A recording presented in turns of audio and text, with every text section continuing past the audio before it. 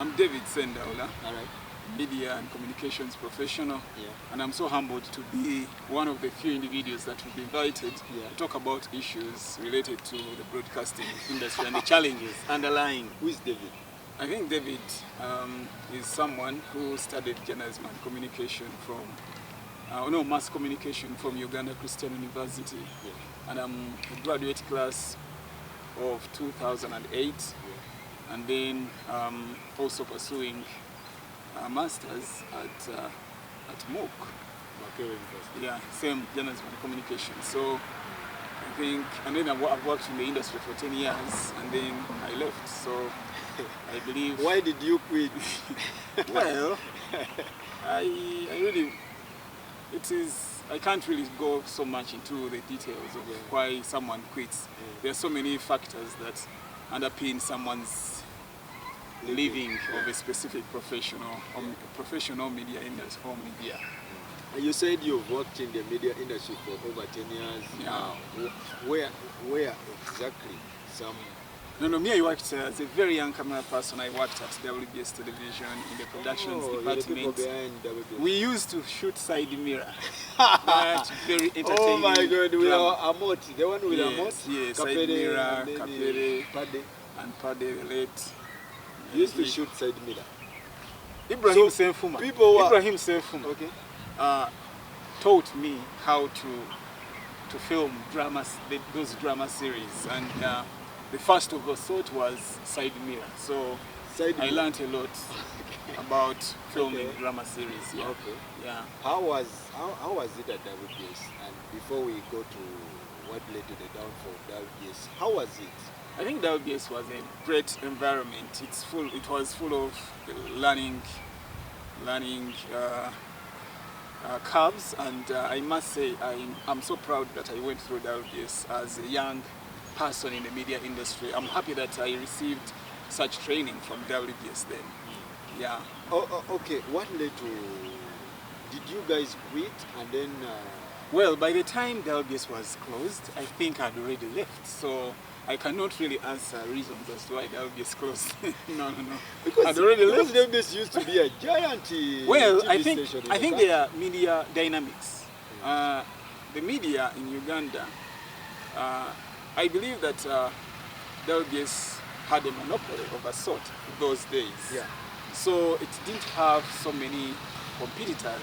So by then, that means that WBS enjoyed a specific period, a paradigm of sort of monopoly. So they enjoyed that period, and when other media houses came through, I think it was also challenging, because when a new media house comes into the game, they cut on specifically your audiences, your advertisers. They tap into your specific little. So when you add, there's so many little audiences that go away from you to a new player. It is a big effect. It may not be easily visible, but then it is a big effect. In a long run, you realize that advertisers are running away. Yeah, because they are new players who are cheaper. What was so unique about it? I still think that it is the monopoly that it was enjoying. There was no competitors. Because it was competing with UBC, a government-aided a public institution. So I strongly believe that their programming was unique compared to UBC or UTV. I don't know. UBC or UTV. Okay. Yes, so I strongly believe that that's the reason as to why WBS enjoyed. You cannot conclusively judge using Bukede because there are so many players that came in. Bukede can be a contributor, but the downfall. Not to the downfall. We are talking about audience fragmentation. Oh yeah. Because when new players come in, audiences they change. Yeah, go by what is new, it's a trend in Uganda.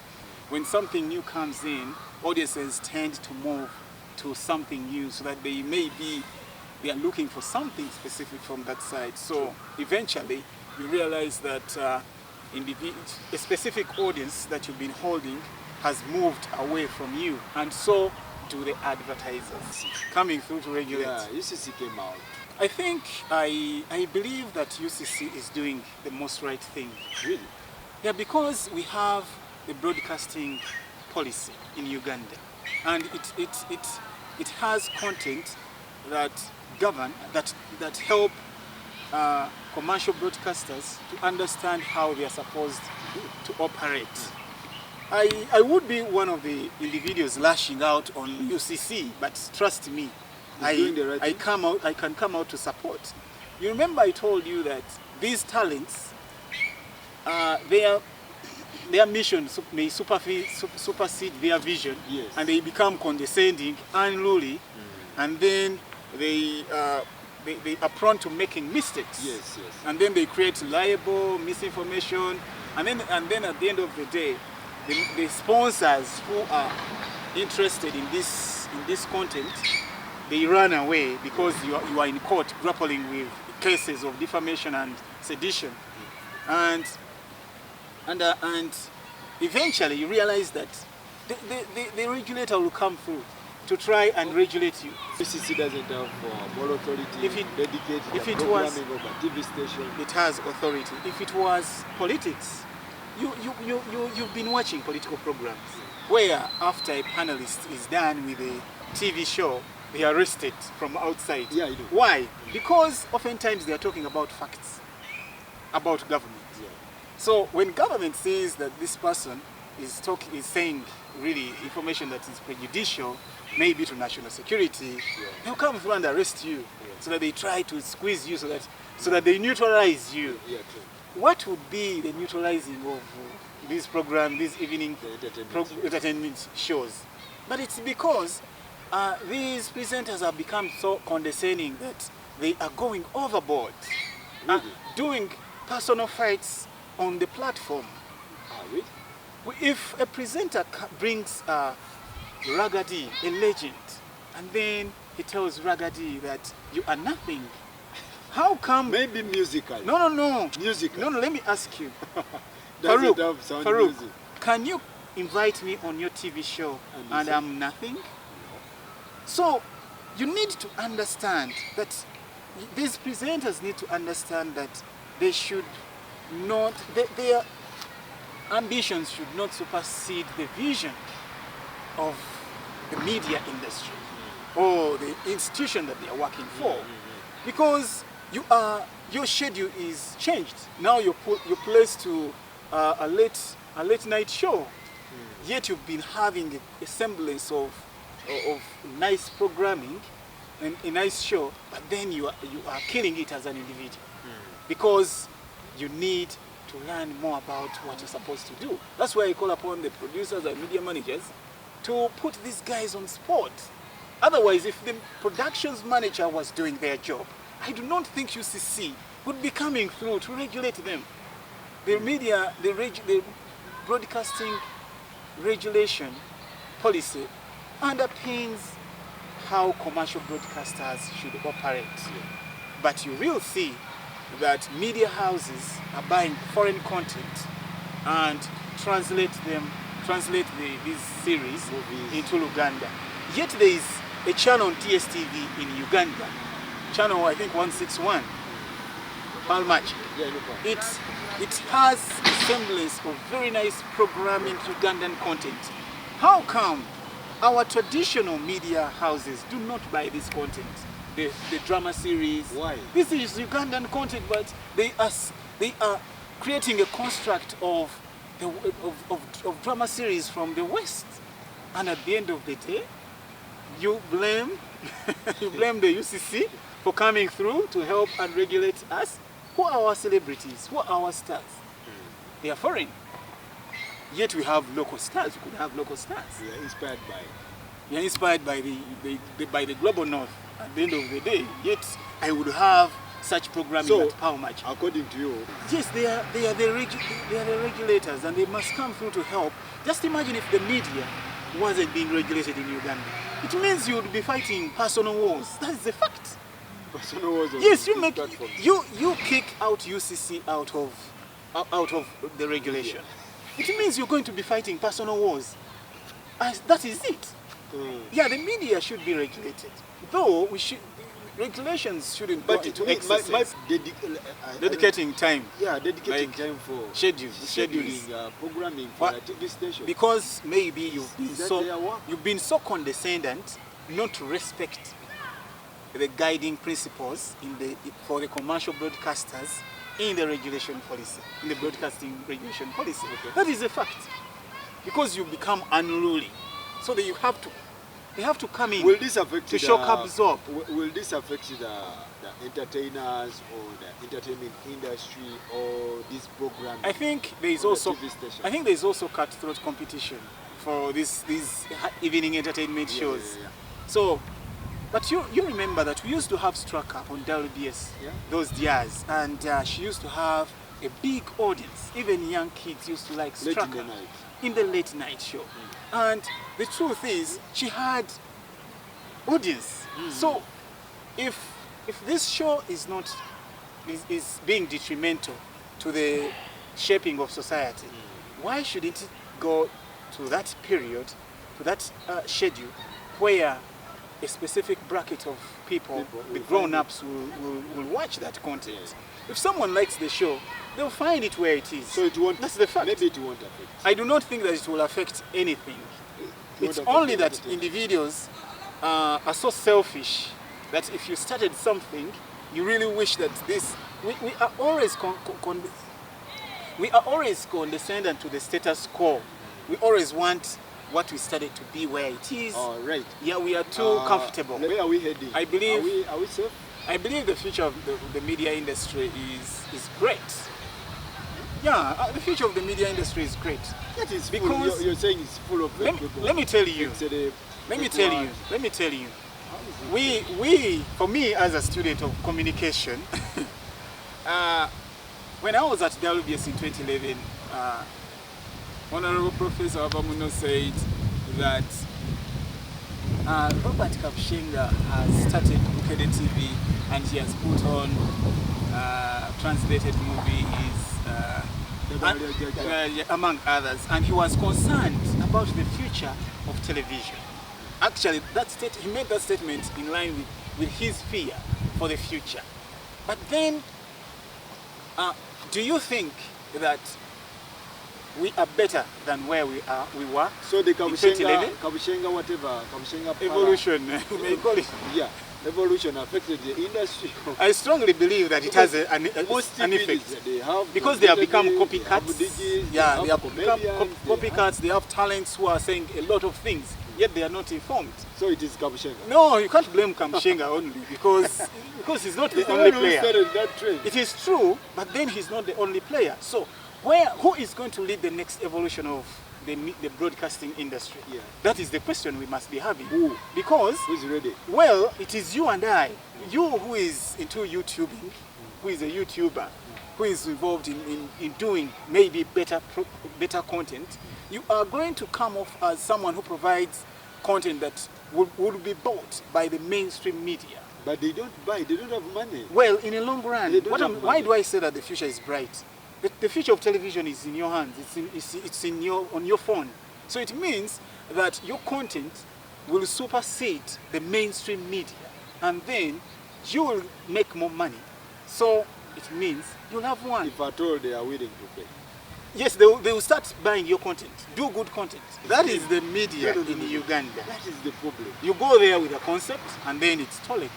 It's taken over. They take it. They take the concept, and then they duplicate it, and it doesn't suit your main ideal concept. Yeah. And at the end of the day, that's where we are. So we really need to pay so much attention to media and information. It is being comfortable. It is being comfortable because we do not want to invest. Media owners never want to invest in posh content. That's why Pearl Magic can give you a cool programming of Ugandan content. Because they pay for this content. Yeah.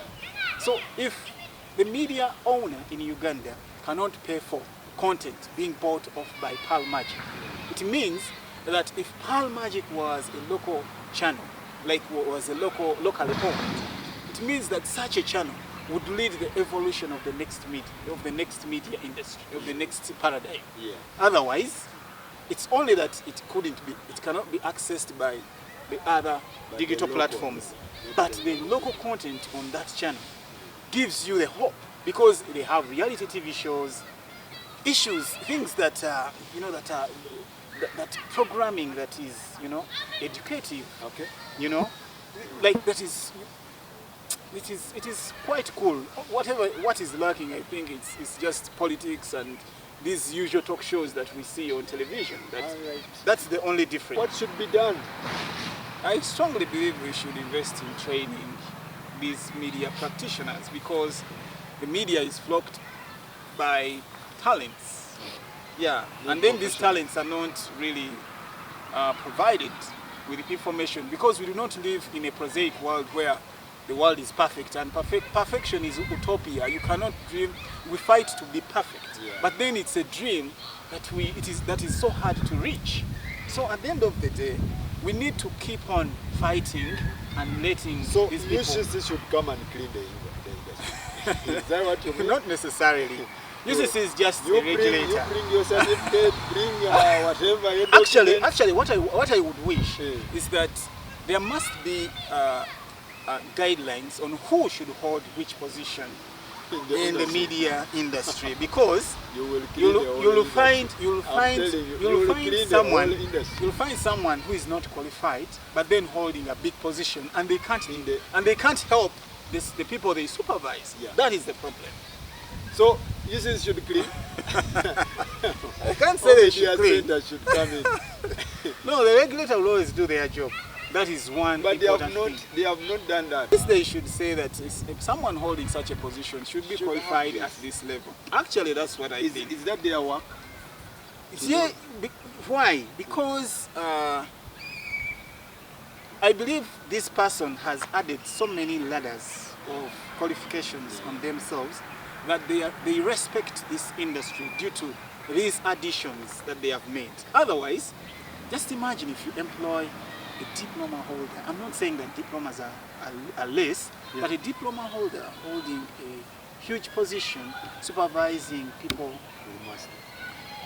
let me say with master's degree, and then how do you think, won't they just be fights? Company politics, because someone thinks that this guy should go out because he's a threat to me, and that cuts across all government institutions, all sectors. Yeah, all sectors. Someone will come and will be your boss, and he's less qualified by. You find a media owner. Thank you. Brings somebody who is less qualified because they are cheap to manage. Yes. So at the end of the day, PhDs, those are overqualified people now. They can't be. But the industry, they should be in academics. But I think the industry should do. No, PhDs are, whoever studies for PhD, I believe, must be in the academia. Do you think these TV stations have consultants? Yes, actually. Now that's where the PhDs come in. PhDs should be helping to train these individuals on media and information literacy. Do they have consultants? Well, a few have consultants, but not all.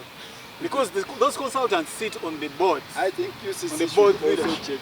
No. Music. When you invite a star, a celebrity, a legend, you need to accord him respect, because he has turned up. That's number one, respect. Yeah. He has turned up to come to your show.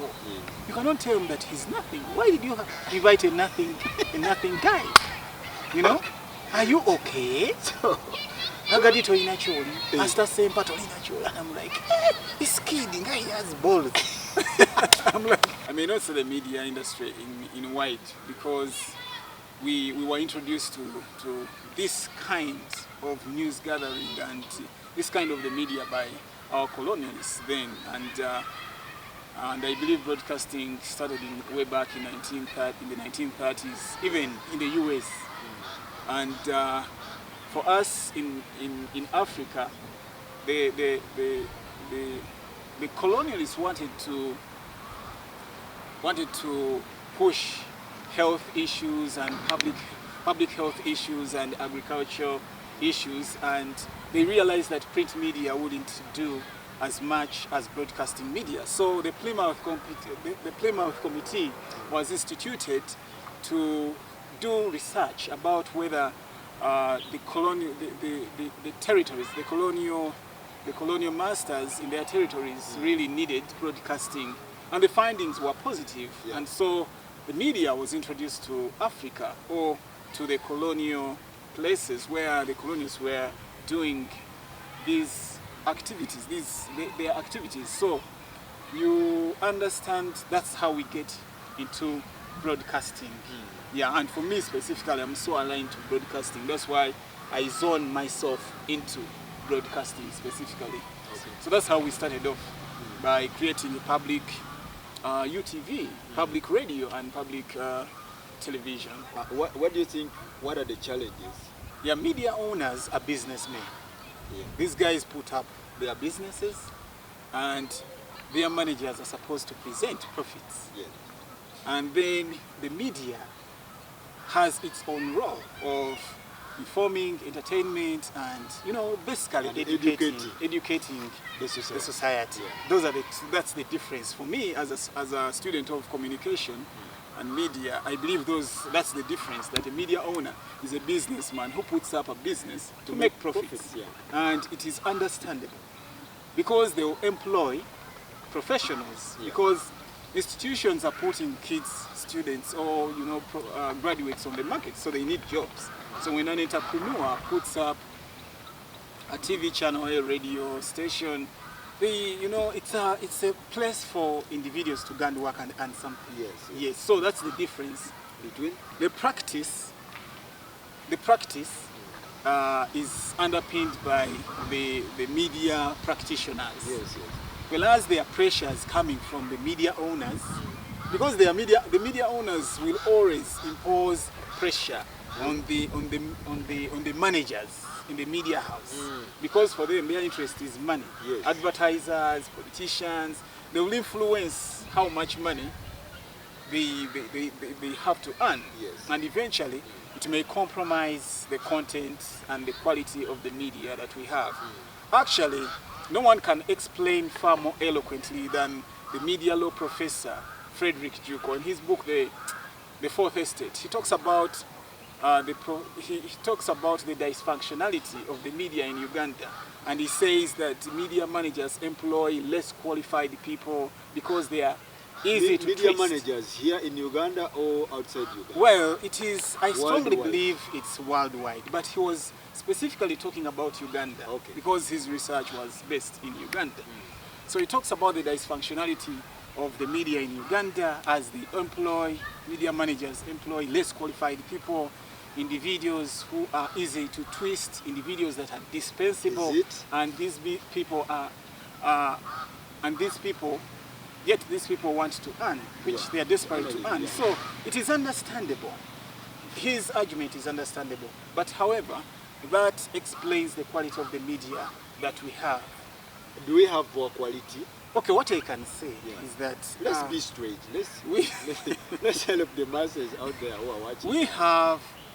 I cannot conclusively say that we have less qualified people, What do we have? but we have individuals that do not think that they need to research and understand what the tools that are supposed to help them dispense the most right in the most rightful way. Yeah.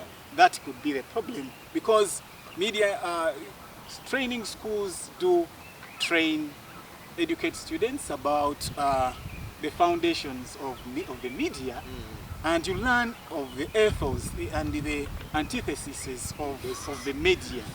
So for you in your practice, you are supposed to come off as an individual who is informed about what you're talking about. Yeah. Unfortunately, not so many of these practitioners go down to dig deep into what underpins their content.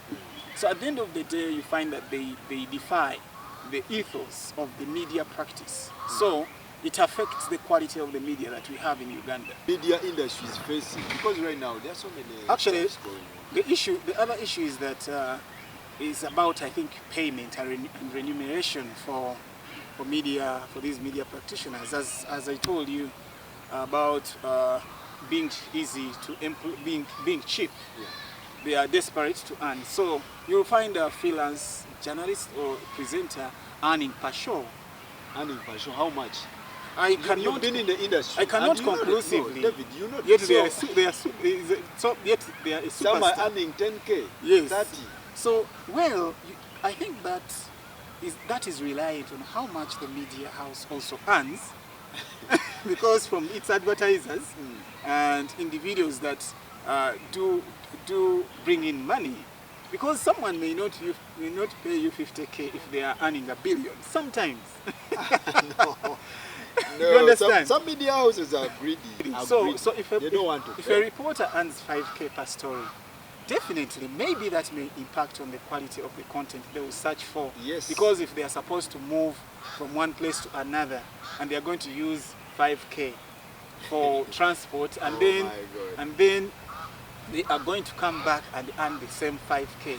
It means that what they are struggling for in life is kind of compromised. So that exactly determines the quality of the story they will make. That I really think. The thing is, what are they supposed to be doing? no, I think professionalism is about doing the most right job to the best of your ability.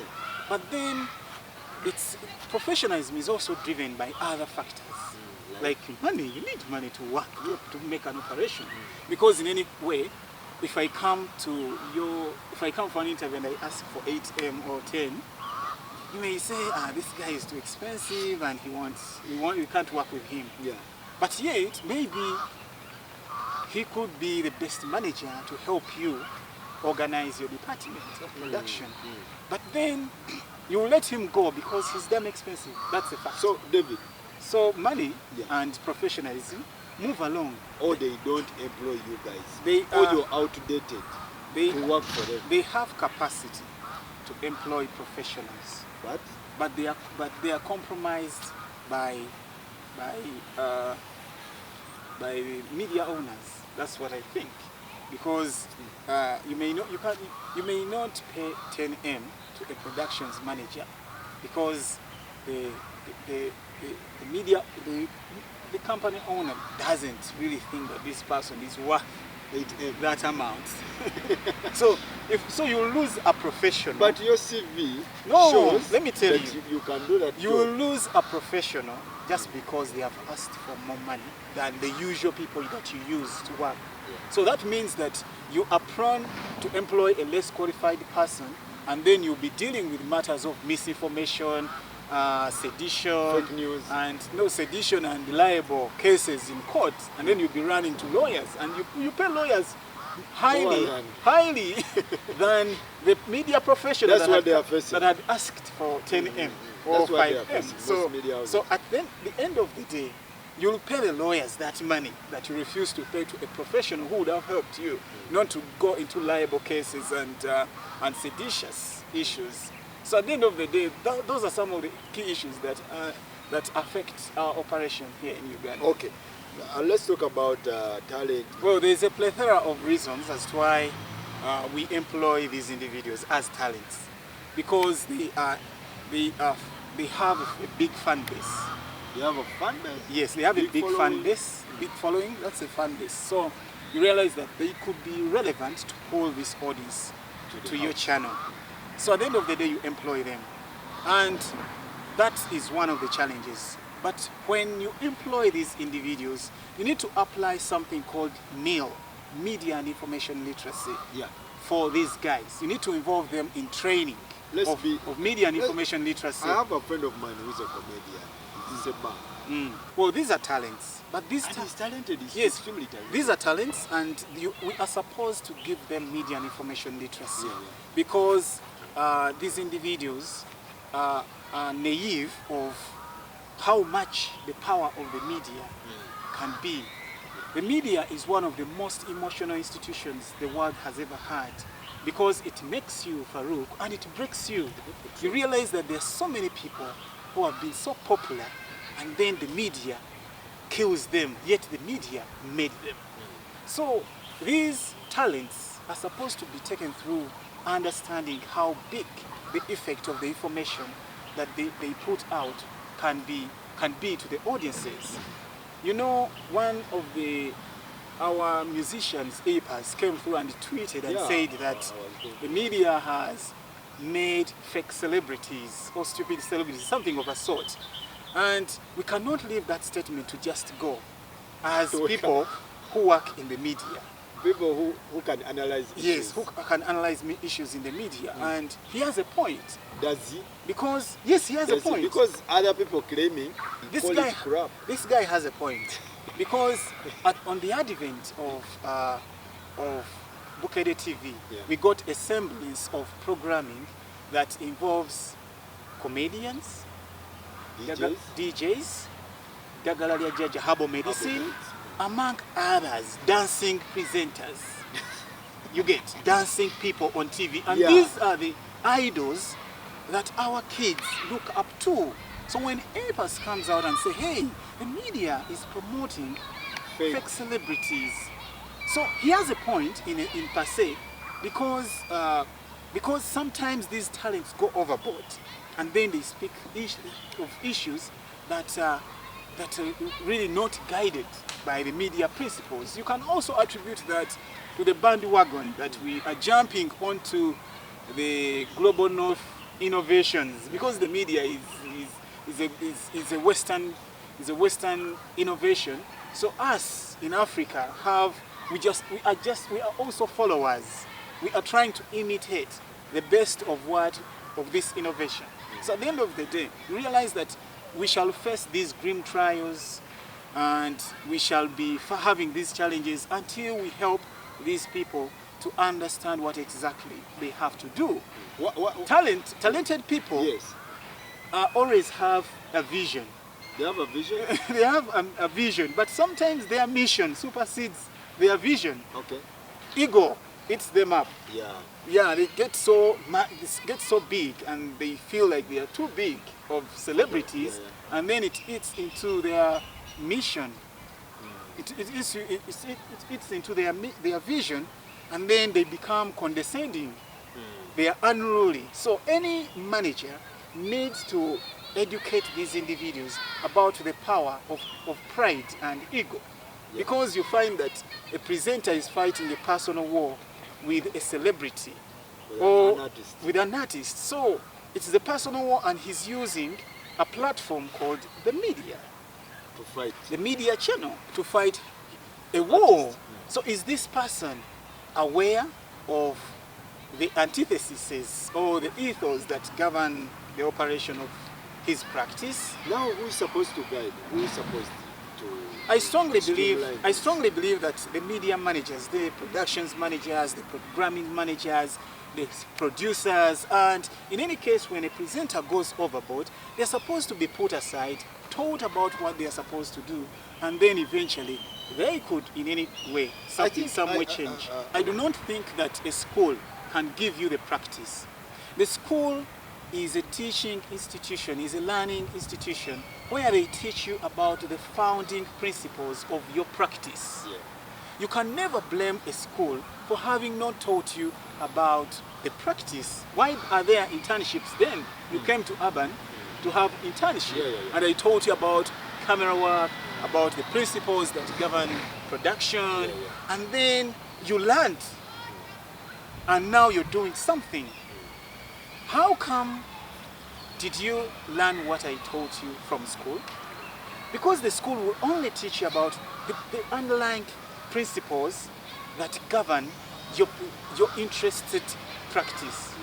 So by the time you leave Makerere University or you leave your training institute, we believe that you are grounded with the journalistic antitheses or ethos that govern your practice.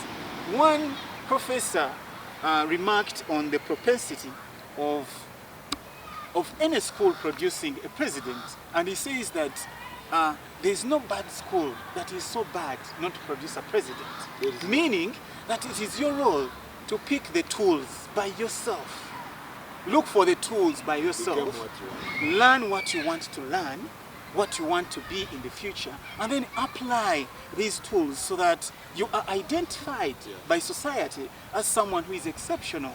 So you can never blame a school that taught you the principles of journalism and communication, Okay. and then you say that it didn't give you the right tools to So practice. there are so many shareholders in. For me, I strongly believe that even our leadership as a nation has a bearing. There is a bearing to our day-to-day running of institutions, not only the media. It's a cut, it's a cross platform, it's a cross, every sector has issues of a kind. I think it spans from the main leadership of the nation. Because if Kenya can pay much better a journalist, Are they paid well? you make your research. I don't want to spill any beans. Make your research. You realize that you may wish to work in a Kenyan media house than a Ugandan media house. I'm telling you, They are paid. try to make research and find out about Kenyan media institutions. But then also, you realize that the Kenyan leadership, the constitution, the leadership of the nation also is better. So it's a cross-platform thing. So But things it will are- come, because media houses are owned by politicians, by businessmen who are in government. So at the end of the day, Most media let me houses- tell you, most media houses are owned by politicians. That's an absolute fact. What don't you see? Yeah, I know. What don't you know? I know. These are politicians, these are government officials who own media houses. And they are making money. And they are making money, and they may not care about how you earn, how much you earn. It's about their profits. So it's if a government official is not supposed, if our constitution says, just imagine if our constitution said that if you are a minister or a politician, you shouldn't venture into schools. Yes. You should not venture into businesses because you'll be compromised. You'll wish to push a contract into your company, Yes. yet you are the minister. So at the end of the day, there is compromise. There is compromise.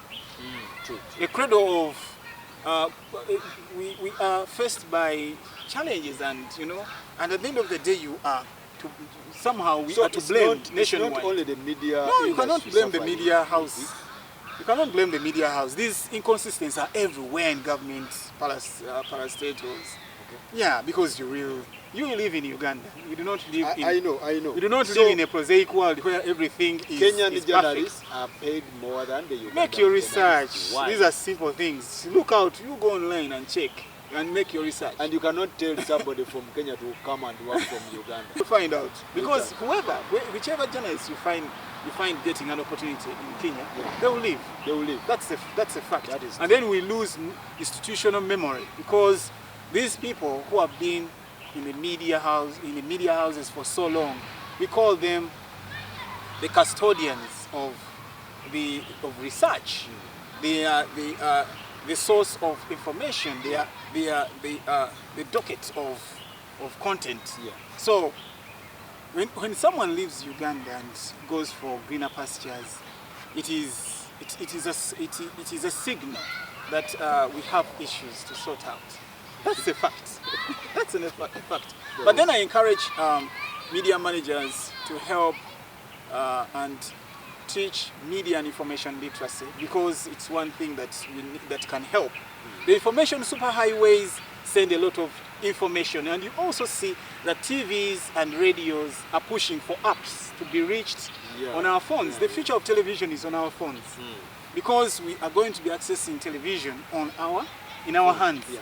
So at the end of the day, if the information superhighways sending information to you and you cannot sieve it, you go off with fake news, misinformation, malinformation, among other things. And yet our kids are a target for pedophiles, clickbait advertising, where you are a target. When a kid can't analyze really. My son one time asked me about whether he would enter a fridge and then he comes out alive, because he sees it on television. Somebody entering a fridge. Yeah, he sees Nickelodeon and someone is entering a fridge and then he comes out and they are like stars. So he was inquiring, do you think that I can enter the fridge? And I told him, you man, you need to be careful because what you see on television, most of it is Some are fiction. fake, yeah. So you need to help the kids. Okay. Even actually, media and information literacy should also be placed in schools Okay. as young as they are, so that they receive David, information. let's